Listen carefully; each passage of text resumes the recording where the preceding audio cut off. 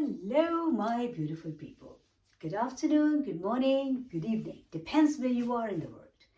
Here is afternoon, and unfortunately, for last 2 days, actually, I just catch the time when it's the daylight and I can talk to you because it's just the day is going so fast and I'm busy. And then by the time I think about doing this video, it's actually the sun is going down. Anyway, there's still some, sunlight. You can probably see it on my face. I think, yeah, coming to light, I think I would have to start doing something, like maybe set up a studio or something because I definitely need like proper professional light done where I don't have to stand by the window all the time and wait for the sun and all that stuff. Um, in yesterday's video, I was talking about when we do help somebody out. First, we're too busy to help anyone. But if we do that, then we always think like we're doing a favor. So any help that comes like a burden, any help that comes like a charity, that's not good. Charity is not bad, but like with the generous heart, with empathy, with thinking about other people, feeling for them, that sort of thing. But if a charity, if somebody is thinking like I'm somebody, I am in power, and I'm a big thing because I'm helping this person or this individual, and then you help, then that help is not coming from a good place. No. So that's why please make sure that if you have whatever time you want to devote for somebody, you want to give to somebody, money, any kind of physical, mental, emotional help, whatever you do, try to do it with an open heart, with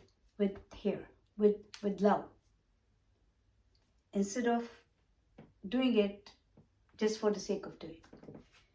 Unfortunately, I have to mention it here. Sometimes it's just for how the world sees us.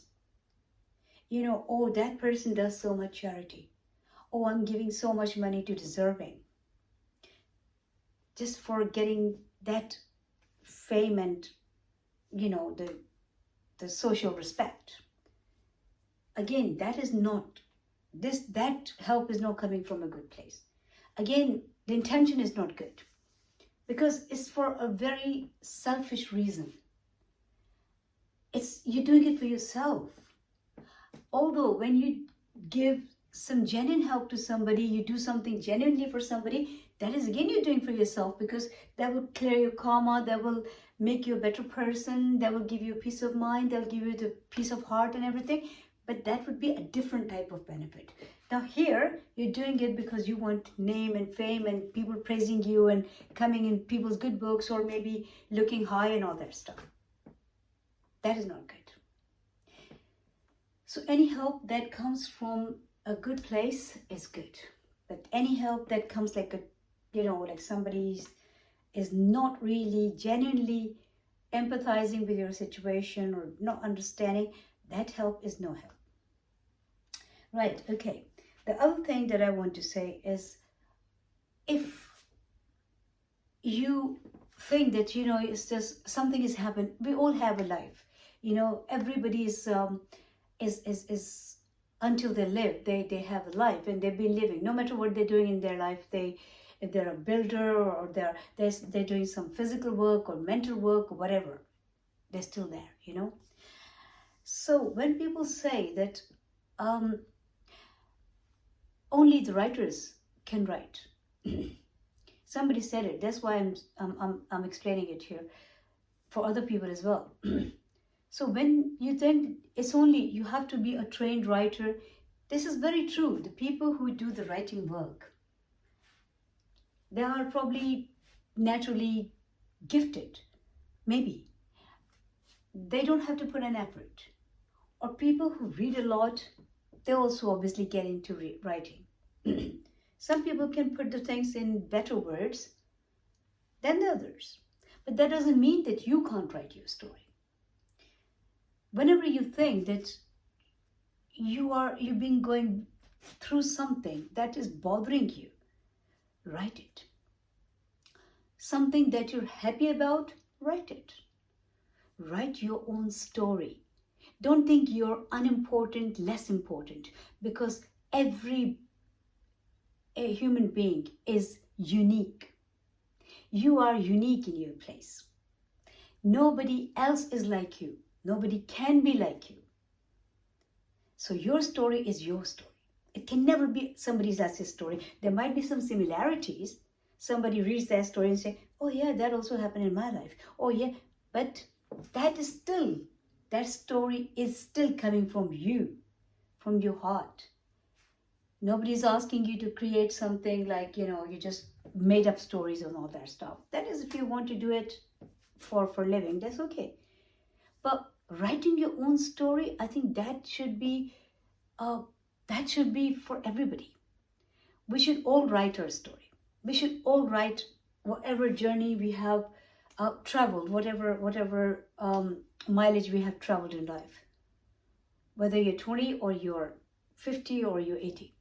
At the age of 80, I think you have more stuff to say, definitely. At the age of 50, you still have something to say. Obviously, you've seen the world.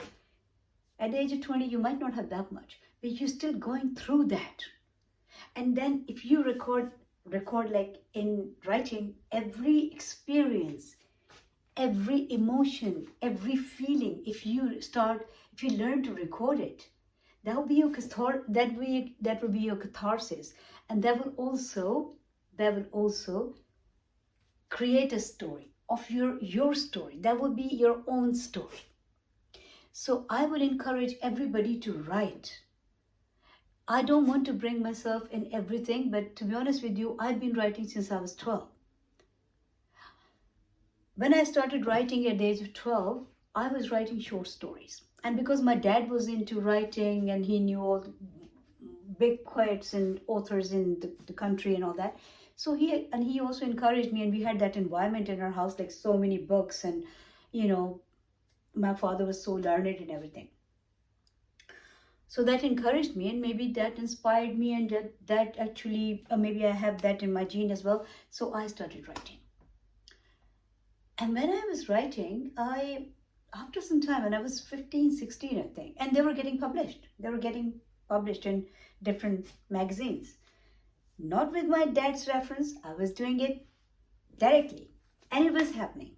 Well, maybe some people also knew my dad, like I'm his daughter. I don't know, but no, I was not using his reference. But still, they got published.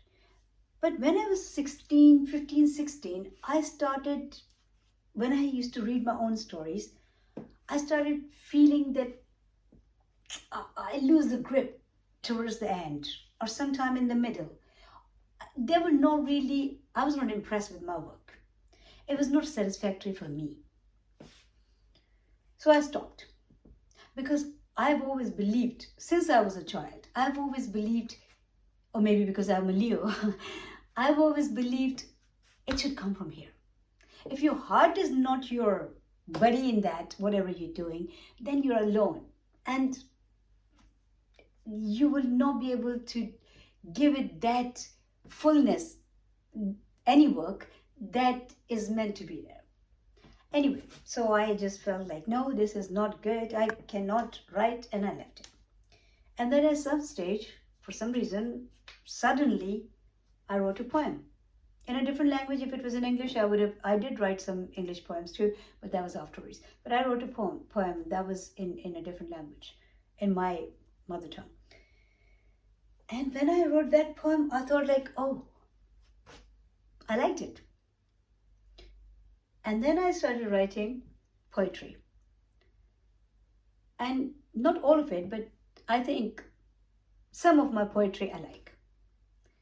So what I'm saying is, when you start writing, not necessarily you're writing for the world. Write for yourself. Not necessarily you have to get everything published. No. If you get it done, fine. If you get it published, why not?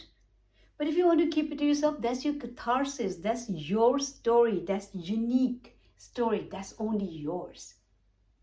If nobody else, if you have children, when they'll grow up, they will read it.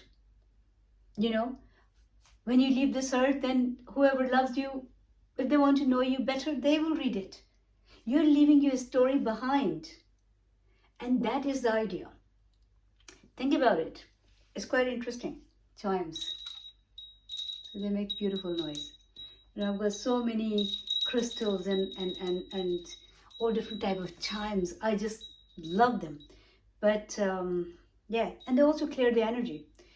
Clearing the energy, that's another thing. If you have crystals in your house, keep the crystals in your house. Crystals are the best energy cleaners.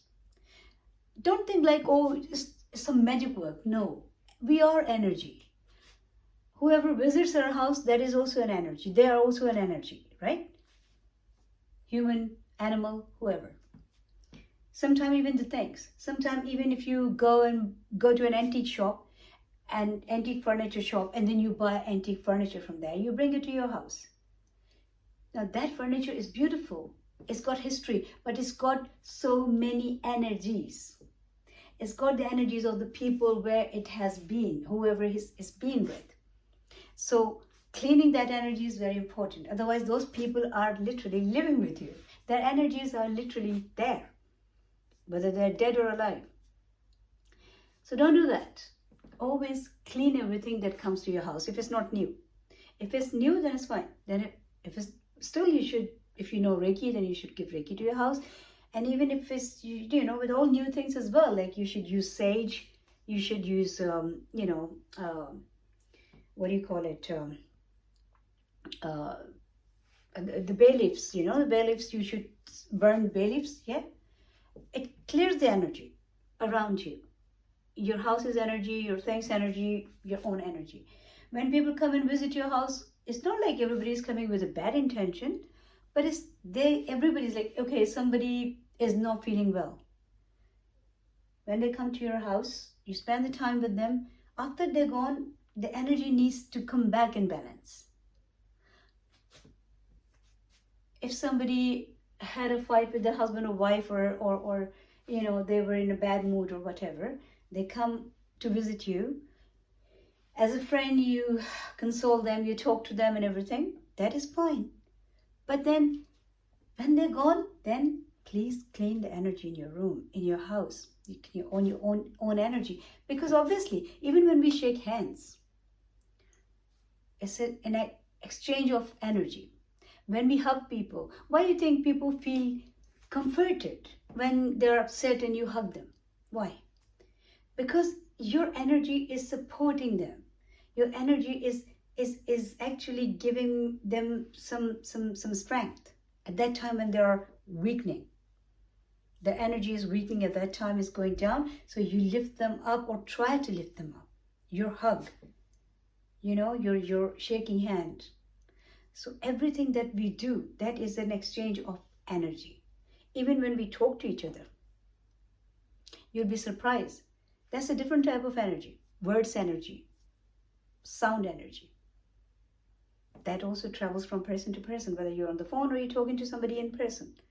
But you're still talking to that person, and that is also an exchange of two energies. So pay attention to these things, please. It's very, very important. Old books. Sometimes, I used to do that. I love reading. So I used to go to the old book shops. Not all the time you can buy the new books, and especially some classics and some books that are not getting printed now. You can only find them in the old book shops, right? So I used to find them. I know anyway, when you're a student, you don't want to spend too much money. You are just like counting every penny. So you just go to the old book shop. And when I used to go there, so there are so many people, they love reading, they buy these old books. That's fine, that's perfect. But when you bring them home, just burn some sage and then around those books with the smoke, clean it. Same you can do with the bay leaves. I was talking about crystals because this thing reminded me of, this is not crystal, but anyway. Keep crystal pointers in your house if you can find any, depends what size, whatever size. As long as it's a pointer. Some people you can even wear. I've got so many. You can wear them in your neck. But if you don't like wearing the things, you can hang them. If you've got a big pointer, you can keep it in your room. That sucks the bad energies out. If you put it in your entrance, then it actually keep cleaning the energy, whoever is coming in or is going out, you know. There was a time when I was actually doing so much with the stones. I was doing stone therapy. I was using stones in my Reiki. I collected the stones from around the world. You won't believe it. Huge rocks of citrine and amethyst and you know, fool's gold, what you call it, that pyrite and so many other. I just don't want to say the names, you know, and tumble stones and all kind. I had so many stones. I still have so many, God bless, you know, but some got stolen. But yes, with those stones, actually, they become your buddy, providing you know how to you know, make them a part of your life in your house. So yes, if you have crystals in your house, now crystal is like easy, you know, anybody can go and buy a crystal, so there's no complication. It's not like you so you just buy a crystal pointer. Depends, hopefully, you know, if it's preferably if it should be big, but if it's not too big, then it's fine, whatever size you can find, or whatever size you can afford. Buy a crystal pointer, keep it in your entrance, or keep it somewhere where more people come and go. Burn sage in your house, burn bay leaves in your house. There's so many rituals, religiously people do those rituals. So do those rituals, depends which religion you're following. And the first religion I think that everybody should follow is the humanity. And once we are a human, then obviously we can choose the path, whichever religion we want to follow. God is still the same. It's the same God. And so yes, I mean, if we think like, oh, you know, this religion or that religion, I personally feel that there is only one God, and He is the creator of all this that we have around. Some people don't believe in any God, so that's fine, but they still must be believing in something. But energy, nobody can deny. Whether you follow a religion, you don't follow a religion, you're an atheist, you're agnostic, or whatever you are, but still, you are an energy that is stamped 100%. It's been proven, because we want proof for everything. We want to prove for everything. I sometimes feel like, you know, because we are so physical and we're becoming more physical. Anyway, I'll talk about it in some other video. And the sunset is very beautiful when you're sitting you go to the seaside and sit at the beach and watch the sunset. I remember when I was like in my 20s, I used to go and sit at the beach and just look at the sunset. You know, when sun rising time, the dawn time, that is also beautiful. You know, it reflects in the sea. And then same goes, like, you know, it's like sun is literally, you know, drowning in that sea. It's so beautiful, because you know it's going to rise tomorrow again, right? Not necessarily everybody will see that, but the sun is not going to stop. It will rise till the end of this world. This world. You look after yourself. Rise like a sun every day, every minute. Keep your energies high. Keep your energy clean. Look after people around you. Look after yourself. One thing I noticed, I don't even say, maybe I forgot. I always want to say it. Thank you for watching this video if you've got to this point. And I hope you're happy in your life. And if you're not happy, then be happy in your life, because life is beautiful.